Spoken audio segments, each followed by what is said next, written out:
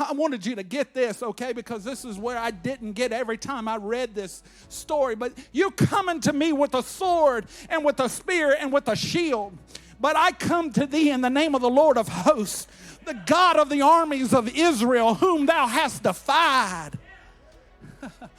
Listen to what he says. This day will the Lord deliver thee into mine hand, and I will smite thee, and I will take thine head from thee, and I will give the carcasses, not of you, of the host of all of the Philistines this day unto the fowls of the air and to the wild beasts of the earth, that all the earth may know that there is a God in Israel. And all of this assembly shall know. All of the assembly shall know. Israel's going to know. The Philistines going to know. Everybody on the battlefield's going to know that the Lord saveth not with a sword and with a spear, for the battle is the Lord's, and he will give it unto our hands. He said, I don't need one of the two swords. All I need is the Lord behind me. He's saying, I don't need one of the two swords.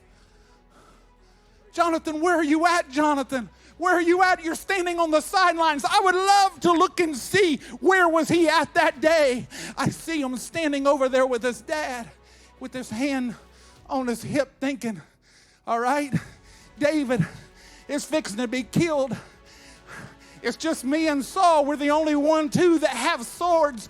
We're going to fight to the last of us. So maybe they'll leave the king to the last and take his thumbs and his toes off and put them at the table of the king of the Philistines. But they're not going to do that for Jonathan. Jonathan's going to die right there. If David dies, Jonathan's dying too. That's what's going to happen. Listen to what it said. Verse 50, so David prevailed over the Philistine with a sling and with a stone.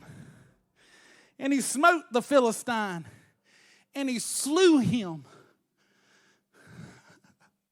And if it just stopped there, that would be good enough for me. But listen to what it said. But there was no sword in the hand of David.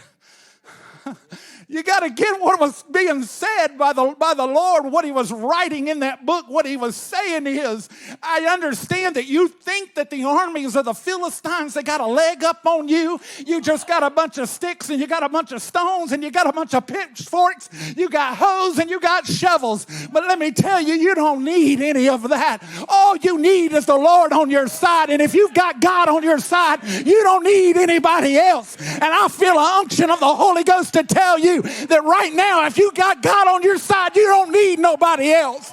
God is all you need to get the victory. He's all you need.